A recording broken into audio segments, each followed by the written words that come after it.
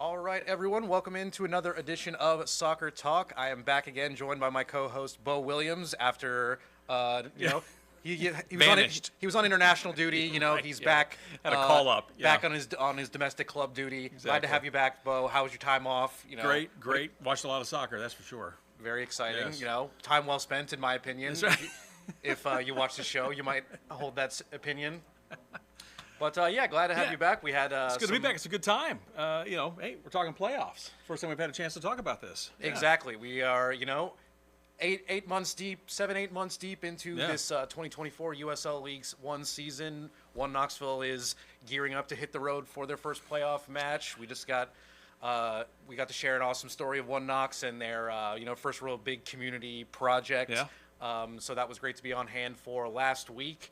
And, a lot of exciting stuff happening around USL League One and American soccer. So, yes, this League One season might be winding down, but there's certainly no shortage of exciting topics to talk Yeah, about. I'd say winding down, but also heating up at the same time. As now, this is what you play for all season, right? Playoffs. It's unfortunately we finished just a hair outside of getting a home field advantage for at least the first game. But when you get to this point, anything can happen, right? And fortunately for us, I mean, if you would pull a positive.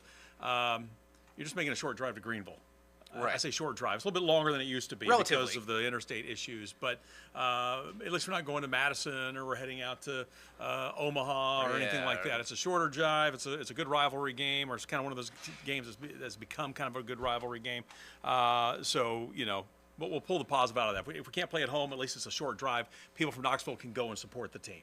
Yeah, it feels poetic in a way. I feel like the Southeast has really been the lifeblood of USL League One since its kind of genesis in the 2018-2019 range. So to go down to Greenville, we've had some great rivalries between, Charlotte and Chattanooga, and, we're bidding adieu to Lexington, right, unfortunately, exactly. after this year. But it's awesome to see, a great, Southeastern clash here.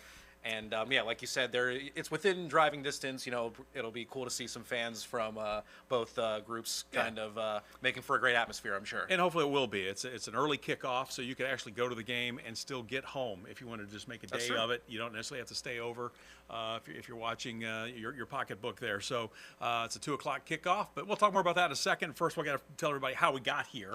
And it all kind of really came down to that last couple games of the season on where we were going to finish. That last game, boy, what a road trip, though. Your final game, you got to go basically to the West Coast. I know Spokane's not on the coast, but it is in Washington State. So it is quite the trip for that final game.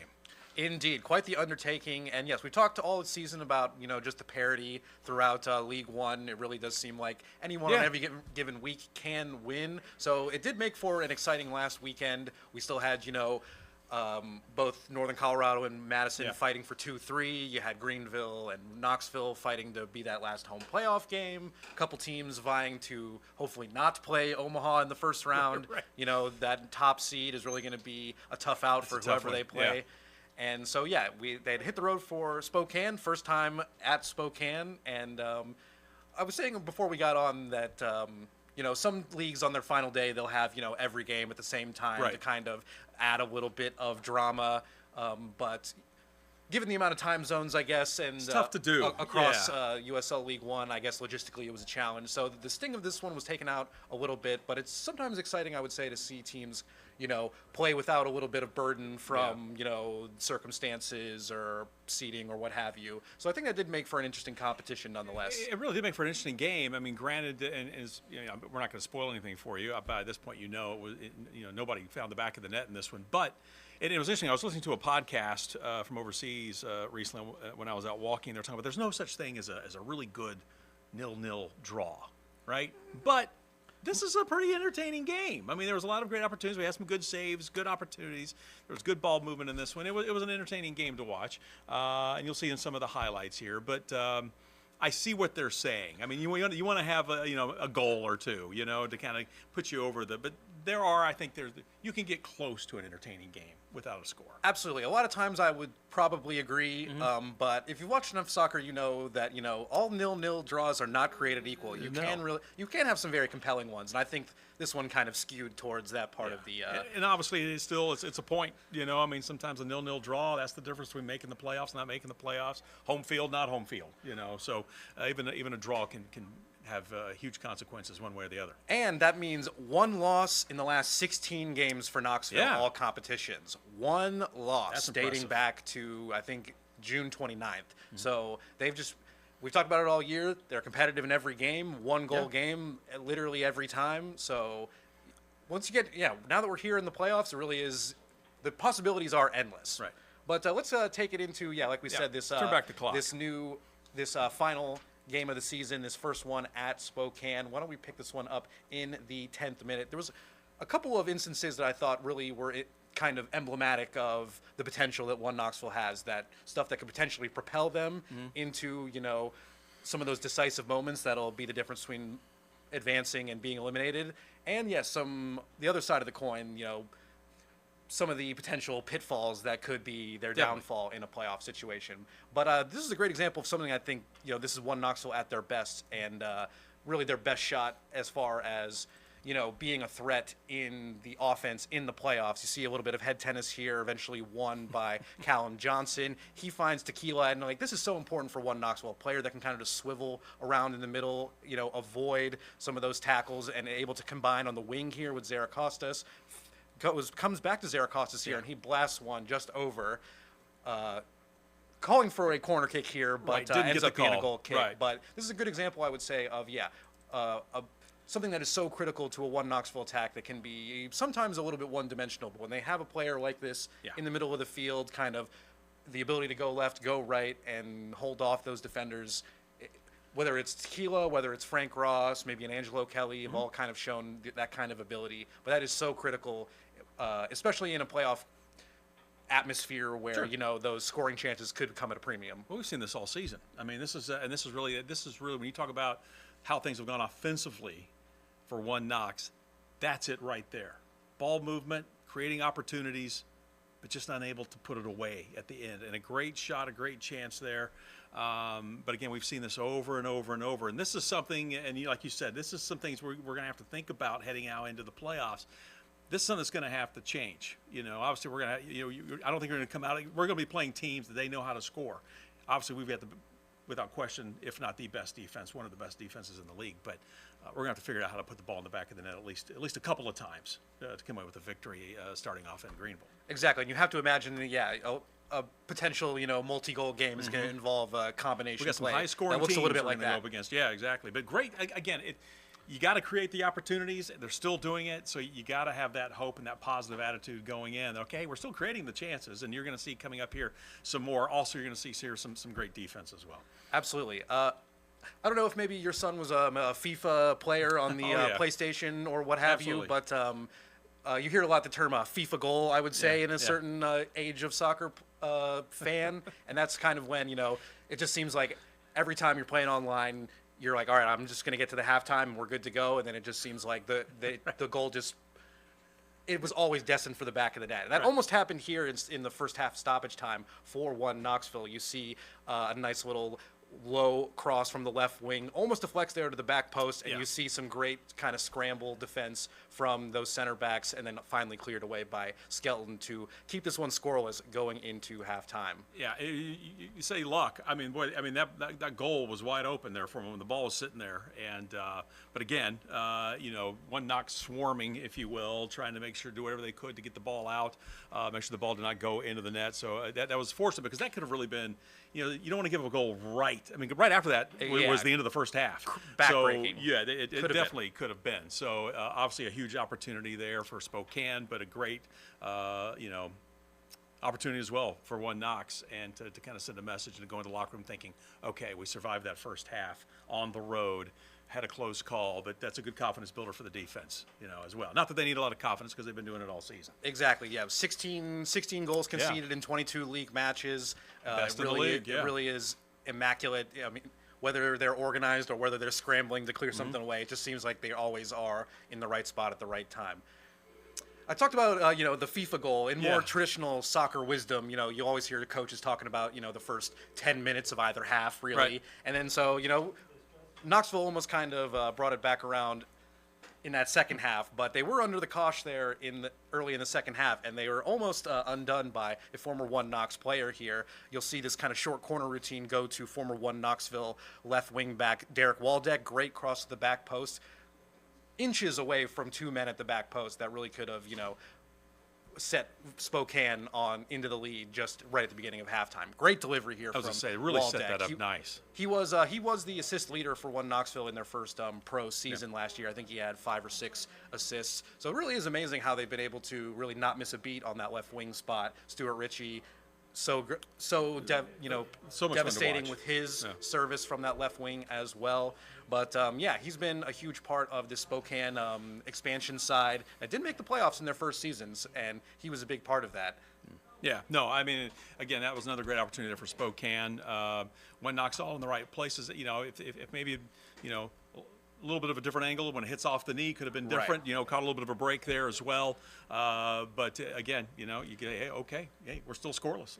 Let's go. Let's see if we can't create something. Exactly. We always talk about it, the One Knoxville threat on set pieces, but especially I would say, if you can get a little creative there and have the service come in from maybe a different angle, on a short corner routine like that. Easy for us to say standing here. It can be a little bit unsettling for that One Knoxville defense. Definitely. But even still, like we said, only 16 goals conceded this year. Even when you do, sometimes you got to have a little luck. Exactly. And definitely, I think One Knox this year defensively definitely had that. And not taking anything away from the skill, but I do think that luck sometimes plays a part because it's just the way the ball bounces. It's all about angles, right? And in that situation there, it hit off the knee just at the perfect angle for One Knox. Exactly. So a set piece, whether it's attacking or defending, going to be critical in playoffs. No matter what league, what country, what competition you're playing in. And as we move into this 55th minute chance that we're about to show you, this is another example of, I think, of a phase of play that could be so critical for One Knox, is that high press that they have been so eager to do, really put their opponents under pressure high up the field and potentially create some chances this way. You see that almost pay some dividends here. You see off of a throw in, One Knoxville swarming immediately. They try to play it back to the goalkeeper, ends up only making it just outside of the box. He tries to flick it back to one of his teammates, but it falls right to Frank Ross, and close. Frank Ross almost laces that into the far corner. Great job by the Spokane keeper. He was on that right post and is able to scramble across to keep this one scoreless. I mean, if that ball has just a little bit of spin coming off the hands, there it goes in that corner. But nice job by the Spokane keeper, Frank Ross, always deadly, pretty much from anywhere. If he's within shooting range, you can't leave him open like that. Big range. Yeah, definitely has big range. So that was great. And now something else. You talked about the possession.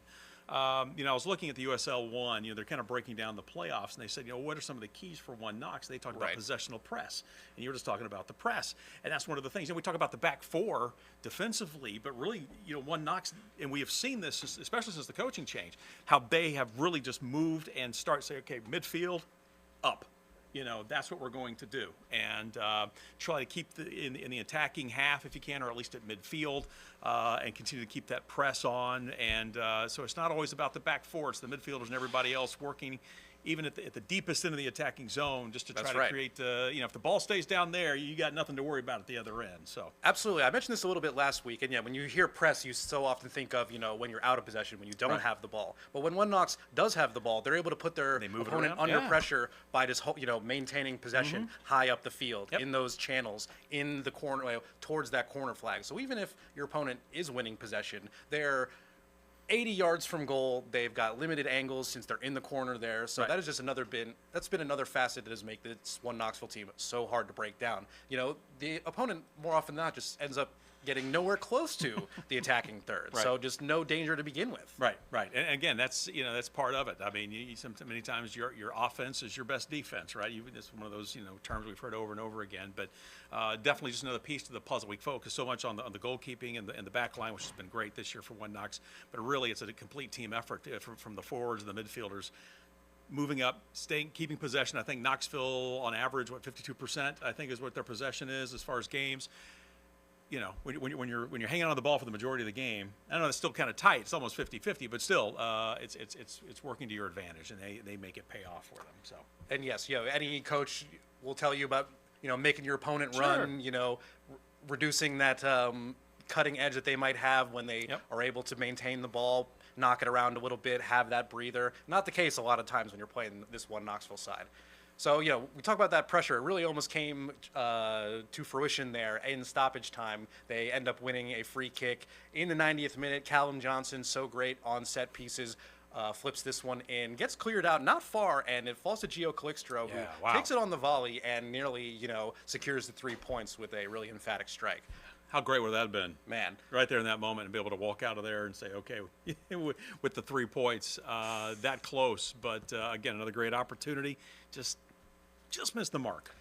And I've mentioned that's a tough shot, too. I don't Very. want to take anything away. I mean, that's a tough one to execute. Gio Calixto has been one of those players that really has been able to kind of – it really does seem like he's played his way into the starting 11 now over this last, 6 weeks or so for this team, whether he's playing in that wing-back role or he's coming in as one of the front three attackers.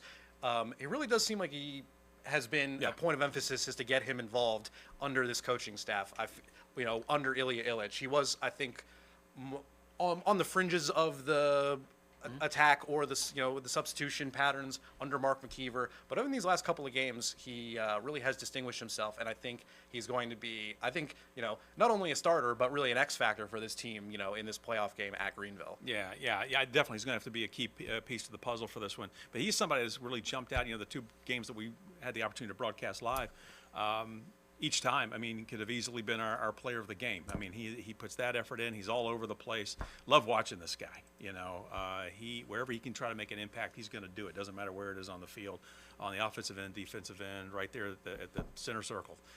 If he can be around it, he's going to try to generate something. So again, he's had a great season, but you're right, 100%. I think he will be key to what happens if one Knox is able to come out of Greenville with a victory. He will play a part somehow in this. Yeah, it's going to be interesting to see if they do end up, playing him from the start against Greenville, or if they take a little bit more pragmatic approach with a Sean O'Hearn or a James Thomas in that wingback spot. But again, it goes back to look all the chances you get, all the opportunities, but all the names you've got. You're throwing out names. It's like, this is great. It's a great situation for Coach Illich to be in. He's got different pieces that he can move around. It's not like, okay, this is my 11. This is the way we got to do it. It's live or die. We can interchange parts. And that speaks well of where one Knox is. We've seen this all season long. That we've got guys that can get it done. So it will be interesting to see what the official lineup's going to be going into Saturday's game, to see what coach decides to do. But it's a good problem to have. Absolutely. Let's take a look at these standings here. Like we said, ending up in 5th place, 2 points off of Greenville in 4th. Did get a little bit away from Knoxville in the end. You'll see the 4 draws in the last 5 for them. They did drop a couple of points at home that maybe could have been won late in games, but as we've said so many times, as a Nashville fan too, as long as we're in the game, that made for a compelling watch and a chance for you to make a play and get a win. Throw that back up there real quick though. When you take a look at that, and you're 100% right, you see that you see 4 draws, 1 W there when you look for one Knox. But when you look at the standings and you see Charlotte was 1 point, finished at 34 points, those 4 draws are huge, right? Absolutely. So, you think, oh, man, we were 2 points off. You think about maybe if one of those balls had gone in against Spokane, we maybe would have flip-flopped with Greenville possibly. Absolutely. But at the same token, one of those 4 draws we saw, we could be sitting 6th right now, going to play Ford Madison, having to make that trek to Wisconsin. So, that's the way the game goes. But it's again, we were talking about at the beginning, a 0-0 game, a 0-0 game. But sometimes that 1 point, you just never know. And in at least this case, at least they kept us at 5th, and we have to make the drive just over to Greenville instead of heading up to Madison in a whole other time zone and a longer trek. I think, one of those draws, I think in those last 4, or even within the last 6, was against Charlotte. We hosted Charlotte. Yeah. They took the lead first. That's right. Gabriel Oberton. I think Tequila ended up with a penalty in the second half or some kind of goal in the second half to secure that one. So, fine margins between that 5th place, that 4th place, even all the way down to the lower echelon of the playoff. But it goes back to talk about the parity you talked about in this league, and there's so much, and really up and down. So good stuff. No complaints there. Absolutely, and I believe congratulations are in order for our Golden Glove winner, Sean Lewis, back-to-back Golden Glove winner, USL League One. His goals against average, 0.73. Wow. Just it goes to show what a fortress this one Knoxville defense has been, and the kind of cheat code almost at the back, to even in the rare chance where they do kind of get broken down a little bit, they have a margin for error with keepers of that caliber at the back. It's just a confidence builder for the guys in front of you, really for the entire team, the full 10 that are playing in front of you. When you've got somebody, really both keepers this year played very well for us. Lewis and Garibay have both done a great job, and no complaints there. I mean, you've got, like you mentioned earlier, we've was it 16? Well, we've 16 goals, 22 matches in league play, 7 clean sheets. Right. I mean, no complaints. We're solid in the back there. So, and that's great to have. Was it strikers will? I think I heard this the other day. Was it strikers will win you? Can win you the game. Defense wins you championships. Right. Exactly. That wisdom is going to be put to the test as this defensive fortress that has been One Knox now into the playoffs for the first time as a pro club. Take a look at the bracket here, and you will see that, we're on this left side, the winner of Knoxville's game is going to take on the winner of Union Omaha versus Richmond Kicker, the 1-8 matchup there. Yeah, Union Omaha has been dominant, Players Shield winner, for the second consecutive season. And, a Richmond team, a historic program in American soccer. Yeah. Great to see them in the playoffs. And I don't give them much of a chance, though, but it is great to see them in. Yes. Uphill battle, and really some of the best, fan support in League One. So I'd be surprised to not see, a good amount of that Richmond red over in Omaha for this one. And I think too, when you look at the different matchups there, I mean, really, and if One Knox wins, I don't know if you call it much of an upset, a 5 beating a 4. But I guess when you look at the brackets, I guess it would be considered. But that's really the one game when you look at it and go, okay, this is the one that could really go either way, or the lower seed could definitely walk away in this one. So, One Knox has got a great chance to look at the other games there. I don't know if you can pop that back up there, but Charlotte, that's going to be a tough one for them going to Ford Madison. That's a tough place to play. If you've watched any of those games on ESPN Plus, Ford Madison, even they get a great support there.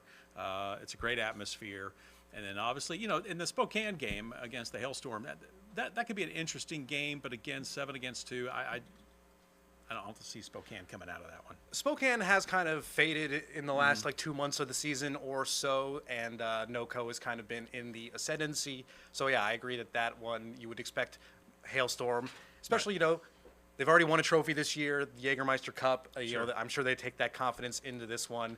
And Madison's so rock solid. Yeah, I mean Charlotte started well this year, but they kind of, as the season went on, started to fizzle a little bit, started to drop, and so Fort Madison's gonna be tough. I think the Greenville One Knox game, that may be the most intriguing matchup I think going into this first round. Yeah, Fort Madison, I think Union Omaha, I think their dominance has kind of stolen the headlines a little bit from really the best professional season yet for this Madison side that's been, an original USL League One side. So they are definitely, I think, primed for a deep run in this one. But, the 3 of these games are going to be on Saturday on ESPN Plus. Like we said, One Knox at 2 p.m., and those are going to be followed by the Hailstorm and Spokane game, as well as Madison and Charlotte. The Omaha versus Richmond game is actually going to be on Sunday, and you can watch that one for free on the CBS Golazo network. So we'll know the result of the One Knoxville game at that point. Hopefully, we're then cheering for a nice upset by Richmond. For Richmond. So a hopefully a victorious Knoxville then could host at Regal Soccer Stadium. Would be a great send-off before they move into Covenant Health Park next year. Yeah. I can't wait to see it live and in person. It's going to be incredible and really emblematic of a watershed year kind of on tap here for USL League One. It's just continued. Each year's been a building block for this organization, and next year will just be another piece to that, moving into that new facility. But one more thing before we finish talking about the Greenville game. Obviously, we've had our hands full with this team. But so Greenville may be coming into this thinking, well, we've kind of got the upper hand on these guys. We might just catch them at the right time. It's late. Obviously, it's so late in the season now. A lot of pressure on them being the home team, even though it's 4 and 5. I mean, there's not much between the two. I don't know. I think it's setting up good for One Knox to come away with a victory in this one. Yeah, to be the best, you got to beat the best. Yeah, you and this Greenville side has given Knoxville some problems some in the fits. last couple of Yeah. matchups. Knox was winless in their last 4. I think it's 3 wins and a draw for this Greenville side. They've also had some problems with Union Omaha, who they We'll worry about that one when we get exactly. to it. We'll cross that bridge when we get there. But to beat the best, Yeah. to be the best, you got to beat the best, and Yeah. they are going to be faced with that challenge It will be. in the first round and in the potential But if for you're going the to take second that round. first win against them of the season, this is the best time to do it, right? This is where it really counts, is this one here. So, but I do think One Knox is in a good spot. Exactly. And Greenville, we could potentially kind of pop a bubble for them of sorts, riding high off of an announcement earlier this week that the ownership group will be building a new 10,000-seat Yeah. stadium over in the neighboring city of Malden, also in Greenville County. 10,000 seats, also going to be home to their USLW side, which is, pre-professional on the women's side. You have to imagine that they're maybe looking at taking that team professional. USL Super League is about to wrap up its first year as a professional women's club. But this is awesome to see this infrastructure kind of revolution kind of get a foothold in USL League One. This is going to be an awesome destination that for a side that's had amazing support while they've been playing at Furman Stadium. Yeah, sure. Which is always tough. Like we've talked about that too. It's a tough place to watch soccer. I remember when MLS started, and a lot of them were playing on football fields, and like Dallas, and you're like, I can't figure out where the soccer markings are. Right. When you watch the Paladin Stadium, it's kind of the same thing. You're like, oh, okay, no, where's the yellow line for the soccer, outline? But right. This will be great. Used to be the norm for American soccer fans is to look for those football lines on it, and so now it's come, a few and far between. But this is going to be good. It's great to see, like you said. I mean, with this, Lexington Stadium, we're moving into a multi-purpose stadium, but it's going to have a much more intimate feel. Just visited Spokane. Has their own soccer-specific stadium. Great venue right downtown. I believe it's called One Spokane Stadium. Yeah. So very original. Yes.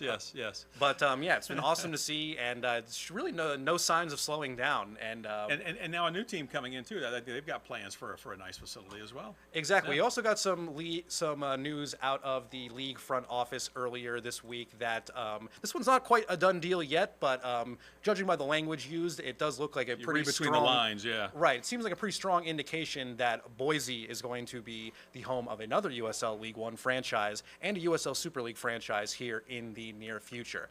They have a very robust ownership group that just won a public auction for this 27-acre site. I believe it used to be an old horse racing track that is going to be turned into a mixed-use development area, kind of anchored by this soccer stadium.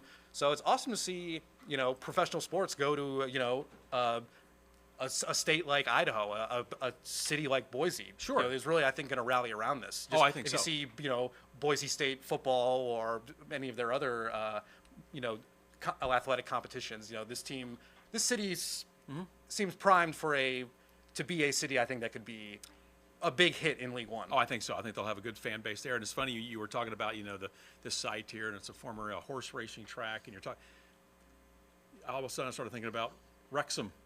It was a racetrack. Dog track. That's where they got the dog track. It was a racetrack, and then they, and obviously now it's the soccer stadium or the Coste, whatever it is now, what they call it. But anywho, it's still the racetrack, right, over in Wrexham. So it was the first thing that popped in mind. But no, it's great to see Boise. There's other cities too that are showing interest. We've been talking all season about the new teams that'll be coming in.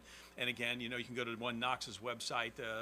I think they've got a 5-game ticket plan also up there now, if looking ahead to next season as far as season tickets, partial season tickets, things like that. We're going to see some teams we haven't seen before. And, there's more opportunities. There'll be more games. Things will be changing next season too with the Jägermeister Cup.